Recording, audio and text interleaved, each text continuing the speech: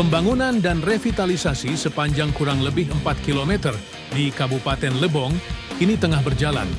Proyek yang berada di bawah tanggung jawab Balai Wilayah Sungai Tujuh Sumatera Bengkulu dan dikerjakan oleh PT Roda Teknindo Bengkulu ini menelan anggaran sebesar 36 miliar rupiah. Untuk sekarang ini kan pekerjaan bagian jalan irigasi ini yang sedang dikerjakan yaitu salah satunya jalan infeksi kan. Jalan infeksi ini dengan lebar 4 meter, kemudian ada juga jalan Sabani dengan pekerjaan beton menggunakan beton K50. Kemudian pekerjaan lain nanti ada pembangunan untuk lapis tebing. Kemudian ada juga untuk penahan jalan infeksi ini dari beton. Itu beberapa progres yang sedang dikerjakan sekarang. Ada berapa item tadi, jalan infeksi, kemudian jalan tani atau beton, kemudian lapis atau tembok penahan tanah, kemudian pasangan batu.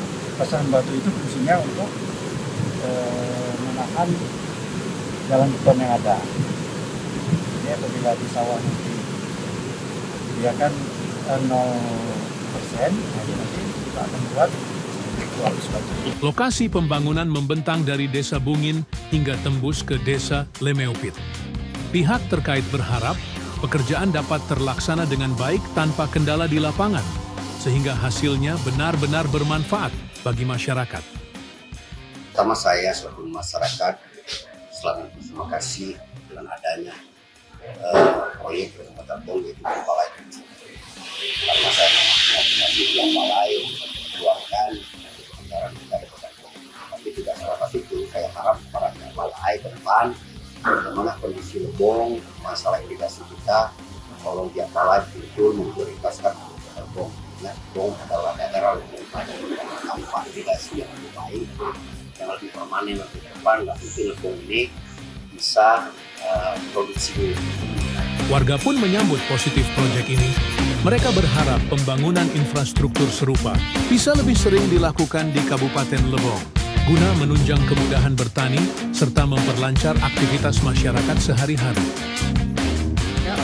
Terima kasih ya Udi mengadalin kemeo senang tunda ol pulo dalun kemeo baes senang tumlitos tundumoy amun tunda mau kasih aku tuh kamu kami ada makasih ya bahwa di dalamnya kami makasih ya. Saya sangat berharap pertama terhadap pihak Balai bagaimana untuk ke depannya agar ini betul pihak Balai ini mampu untuk memperjuangkan Kabupaten Lebong yang lebih baik. Itu harapan kami dan masyarakat seluruh elemen masyarakat kita Lebong khususnya. Dan saya yakin pihak Balai bukan sebatas kita anggaran 36 miliar ini, tapi terus bagaimana memperjuangkan karena orang Lebong ini di bumi suara Patas Komunis sangat ingin bergantungan hidup terhadap pihak Balai.